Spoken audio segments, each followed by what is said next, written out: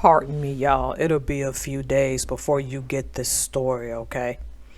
I'm recording it early because it just seems feasible to just record it a little bit earlier.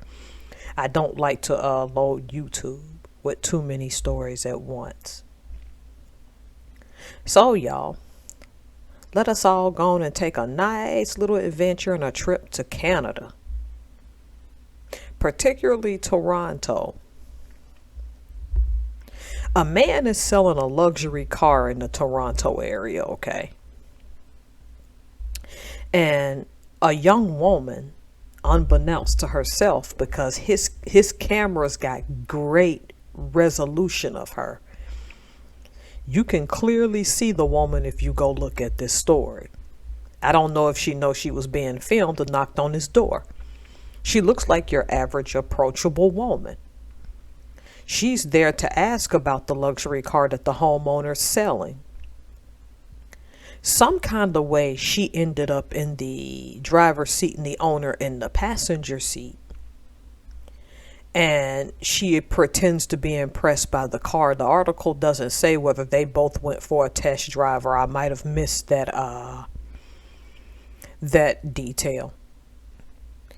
But the owner of the car steps out because she says she's waiting for her father, her imaginary father she made up, to come and put down the money to pay for the car. This guy steps out of the car, and as soon as he shuts the passenger door and walks over to the driver's side to get the keys back and wait, I'm guessing that's what happened. She puts pedal to the metal and aggressively bags out. In the background, you can see a vehicle that they believe was her accomplice, and took off down the road with this man's luxury car that she didn't ever plan to pay for.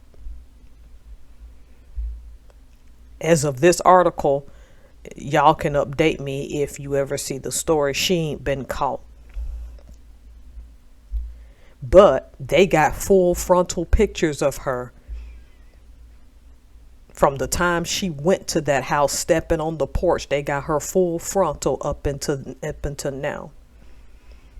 There are two things you need to take from this. First, when a person wants luxury, they have no qualms about going and taking what you worked for, and they don't give a darn how you got it, how you paid for it, and what you stand to lose.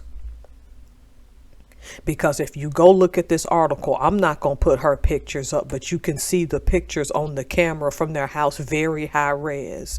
This woman looked like somebody that was approachable and that could afford that car. I know people will say that the homeowner should have practiced more caution. But people's desperation to have luxury things, or to give off the impression that they want luxury, or to be able to sell something and negotiate something luxury, will come at your expense. And they're going to get a good idea of who they can and can't target, and how they can and can't target you. See, people like this know just how to dress, how to speak, how to act, how to use the correct buzzwords to get you to give up something. Whether they plan to steal it or not, they know how to play their role. So the first thing is, watch out for that desperation.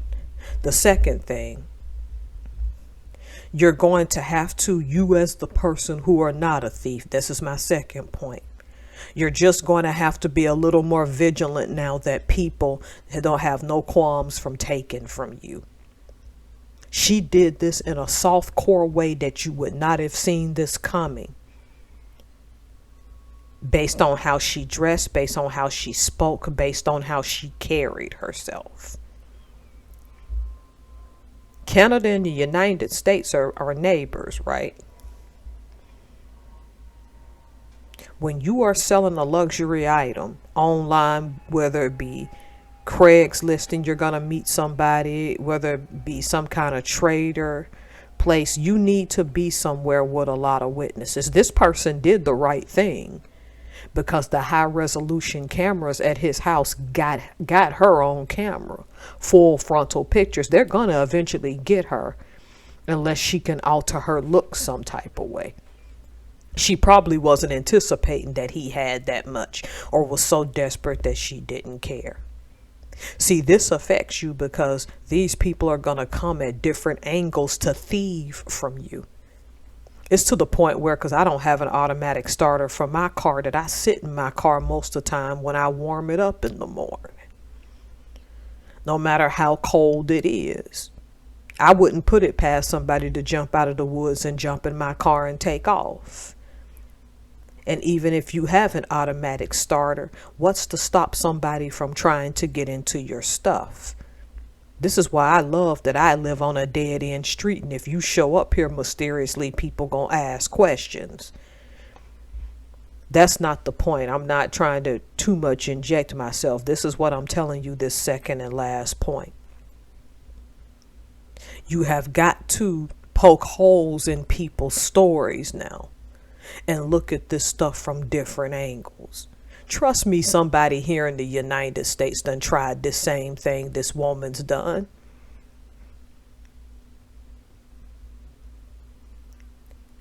As soon as she said, I'm waiting for my dad to show up with the money, that's how I knew it was a scam. If your dad is truly a wealthy, well-to-do person, why would he send you there if he's going to write the check by yourself? Why didn't daddy come with you? Since he had the money. See, you got to catch on when these people tell these stories and they're going to lie and steal something from you. You got to catch these little clues.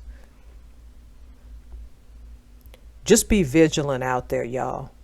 Because these thieves don't care how hard you worked for something. They're just going to take from you because it's easier to do that than to go and actually hustle something legitimate.